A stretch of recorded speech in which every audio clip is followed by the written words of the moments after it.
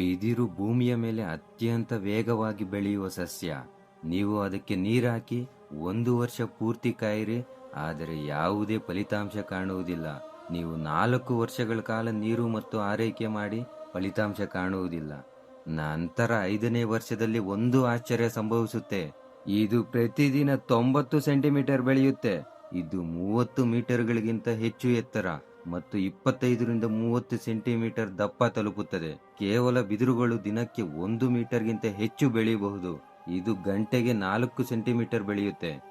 ಬಿದಿರು ಹೊರತುಪಡಿಸಿ ಬೇರೆ ಯಾವುದೇ ಸಸ್ಯಗಳು ಈ ತ್ವರಿತ ಬೆಳವಣಿಗೆಯನ್ನು ಗಮನಿಸಲಾಗುವುದಿಲ್ಲ.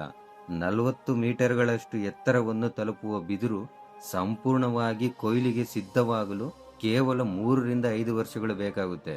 ಪೈನ್ ನಂತಹ ಇತರ ರೀತಿಯ ಮರಗಳಿಗೆ 30ರಿಂದ 50 ವರ್ಷಗಳು ಬೇಕಾಗುತ್ತೆ. ಇದರ ಪರಿಣಾಮವಾಗಿ ಬಿದಿರು ನೈಸರ್ಗಿಕ ಮರವನ್ನು ಬದಲಾಯಿಸುವ ಸಾಮರ್ಥ್ಯವನ್ನು ಹೊಂದಿರುವ ಸುಸ್ಥಿರ ಸಂಪನ್ಮೂಲವಾಗಿದೆ.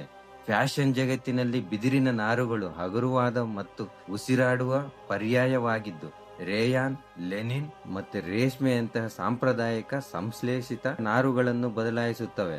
ಬಿದಿರಿನ ಯಾಂತ್ರಿಕ ಗುಣಲಕ್ಷಣಗಳು ಸಾಮಾನ್ಯ ಪೈನಿಗಿಂತ 2ರಿಂದ 3 ಪಟ್ಟು ಬಲವಾಗಿರುತ್ತವೆ. ಬಿದಿರು ಉಕ್ಕಿಗಿಂತ ಹೆಚ್ಚಿನ ಕರ್ಷಕ ಶಕ್ತಿಯನ್ನು ಹೊಂದಿದೆ ಮತ್ತು ಸಂಕೋಚಕ ಬಲದಲ್ಲಿ ಕಾಂಕ್ರೀಟ್ ಅನ್ನು ಮೀರಿಸುತ್ತದೆ.